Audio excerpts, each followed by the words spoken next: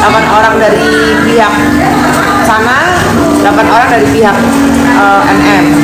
Tetapi apa yang terjadi adalah di video-video TikTok itu semua itu kebanyakan dari pihak sana gitu sih. Ya kecewa aja lah, maksudnya kan kami ini kan mendukung gitu.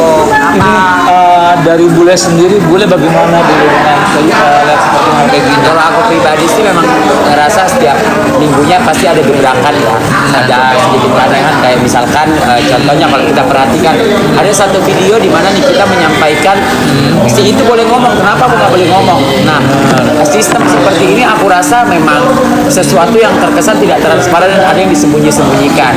Karena gini, kita bisa menerima benar yang dikatakan Egy kayak misalkan ini sidang terbuka, tapi kenapa dibatasi terkesan tertutup? Oke, misalkan tidak mau kerusuhan, tapi kerusuhan minggu lalu itu terjadi dikarenakan kesaksian dari dokter dipotong-potong. Kayak yang aku bilang, buat apa menghadirkan saksi tapi kesaksiannya dipotong dan terkesan tidak boleh memberikan kesaksian sejujur-jujurnya. Betul, gitu kan. Nah, minggu ini bagi aku tuh yang agak sedikit janggal seperti ini. Kalau misalkan keluarganya masuk dan fans atau pembelanya Niki tidak boleh masuk, oke, keluarganya boleh masuk.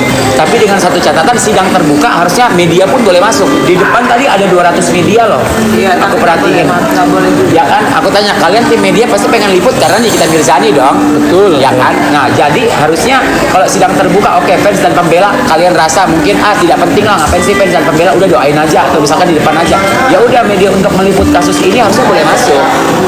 Gak bisa ada pembatasan harusnya. Kalau misalkan kita mau lihat sistem transparansinya harusnya seperti itu. Jadi tidak ada yang ditutup-tutupi atau tidak boleh terkesan merahasiakan sesuatu atau tidak boleh mengekspos sesuatu yang terjadi dalam ruang persidangan. Itu kan.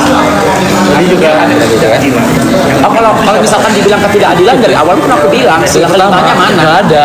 Sila kelima. Ini kasus ini tuh aku rasa bukan soal dia Nikita Mirzani atau siapa, bukan soal dia artis atau siapa, bukan. Ini soal kemanusiaan, ini soal keadilan. Betul. Karena setiap orang, setiap warga negara bebas untuk mendapatkan keadilannya untuk membela dirinya atau misalkan kita bebas untuk menyampaikan sesuatu. Karena kan yang disampaikan sekarang adalah sesuatu yang sudah menjadi konsumsi publik kan.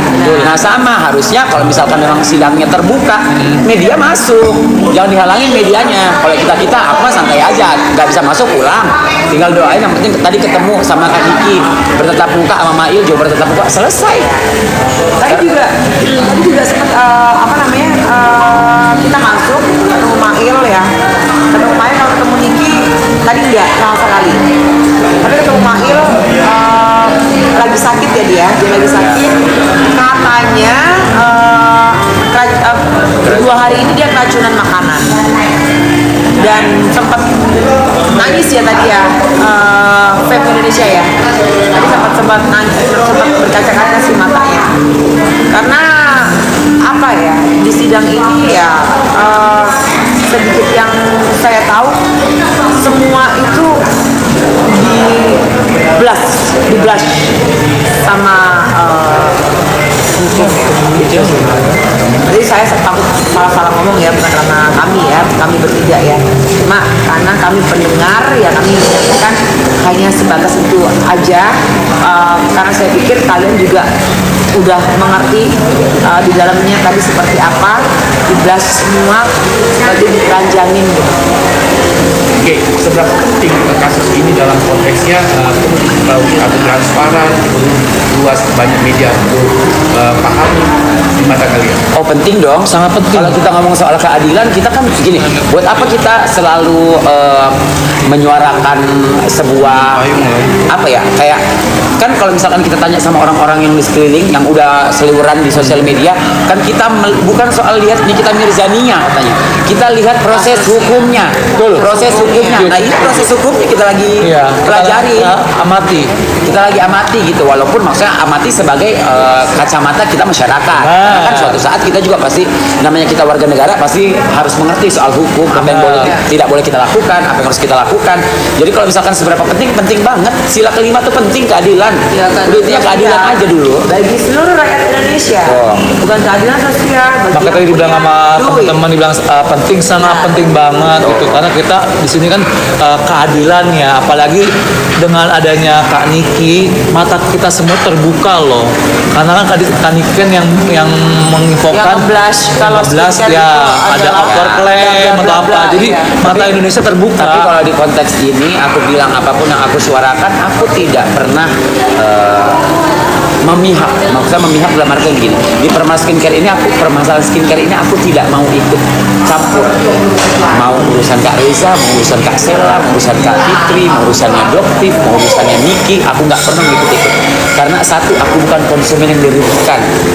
Yang kedua, aku bukan karyawan yang dipecat karena kasus ini. Dan ketiga, aku tidak mengenal personal mereka, jadi aku tidak berhak untuk menjudge.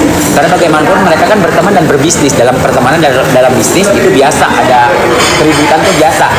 Aku berdiri di Nikita Mirzani karena faktor kemanusiaan, dia pernah baik sama aku tanpa harus menjelekkan pihak sebelah.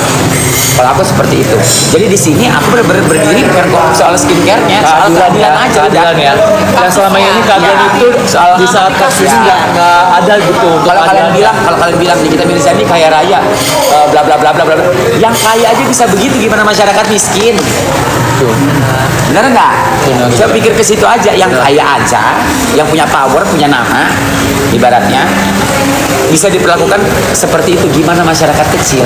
Betul. Makanya kita sebagai masyarakat, Ada apa gitu loh, maksudnya Ya. garis bilangnya tuh ada apa sih, ada apa gitu loh. Kenapa? Sampai tadi, Kenapa ya, gitu? sampai tadi di sidang di waktu partnya Mail itu ada properti, yang punya properti pun menjadi saksi gitu. Sampai sebegitunya loh, kan sampai aku, masya Allah, sampai seperti sampai itu dia di dalam- bahas ada bank yang Iya, dia ada rasa bank. aku udah prioritas di sini, Iya, tapi ada ternyata BCA. privasiku juga tidak bisa dijaga. Iya, gitu kan. sampai sepertinya Pemberian apa sampai data-data palsu. ya, jadi kayak seperti apa, ini seperti kayak macam ya tadi loh, macam dikeranjangin, di blast semuanya gitu, sampai dikorek sampai habis-habis. Nah, Ya. Oke, setelah Ya. perjalanan persidangan, adakah porsi atau catatan yang mau disampaikan terkait dengan kasusnya nih? Kalau aku ya untuk catatannya ya, misalnya dari awal memang ini tertutup. keadilan Ya. aja gitu, salah ngomong. Oh ya, untuk keadilan ya kita di sini harus bisa melihat ya, harus adil, jangan anjlok kayak gitu kayak sebelah gitu. Ketika ada omongan dipotong, didengerin dulu pendapat orang atau saksi, didengerin dulu, bukan malah dipotong. Di situ malah terlihat dong, karena kita ngomong nih, kita dipotong, kan jadi kayak kok nggak adil ya? Gue lagi ngomong kenapa gue dipotong-potong gitu? Itu pandangan aku menurut masyarakat yang melihat kayak ada yang keganjal gitu. Iya. Kalau dari gue sendiri gimana? Ya kalau aku pribadi, kalau misalkan memang sidangnya tertutup, kayak tadi kan jatuhnya kan hampir bisa dibilang Iya, sidang tertutup ya. Harusnya dari awal, jangan sekarang-sekarang. Itu maksud aku juga sama kayak bule. Gitu. Harusnya dari awal.